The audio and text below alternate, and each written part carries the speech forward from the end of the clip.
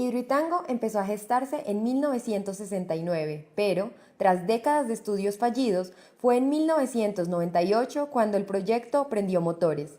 En enero de 2009, el Ministerio de Ambiente otorgó la licencia ambiental del proyecto y, un año más tarde, empezaron las obras.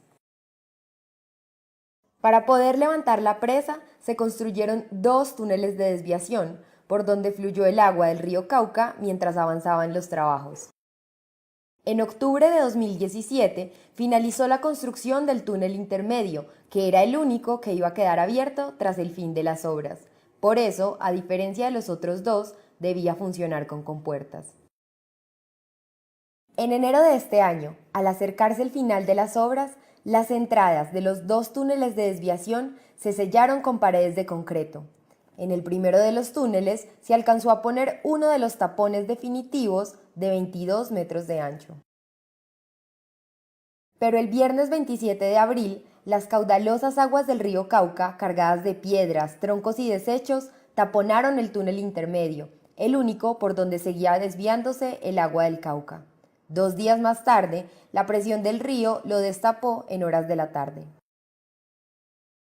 Las alarmas se prendieron una vez más en la noche del lunes 30 de abril, cuando una falla geológica desprendió 250.000 metros cúbicos de tierra de la montaña.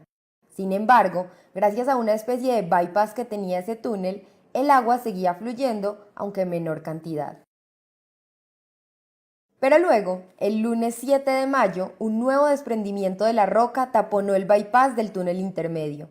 Es entonces cuando el agua dejó de fluir y el embalse empezó a llenarse como una tina que no tiene por dónde desaguar.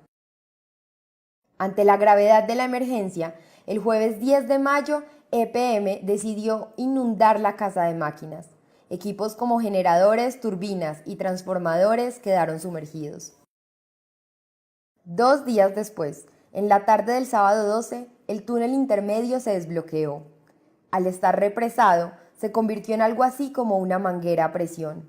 El caudal promedio del río en esta época es de 1.200 metros cúbicos de agua por segundo, pero esa tarde, cuando se abrió paso el agua, alcanzó los 6.000 metros cúbicos por segundo. Esta fue la causa de la subida del caudal del río Cauca aguas abajo. La corriente destruyó 3 puentes y dejó 600 damnificados. Pasadas las 6 de la tarde se registró de nuevo, de manera natural, el taponamiento del túnel intermedio. Desde entonces, el agua solo fluye por la casa de máquinas. Cuando todo parecía estabilizarse, el miércoles 16 de mayo, EPM informó que se presentó una obstrucción en la casa de máquinas. El agua empezó a salir por las galerías, que es por donde entran carros y trabajadores a ese lugar. El incidente dejó 4 trabajadores heridos y puso en alerta máxima a 5 municipios aguas abajo.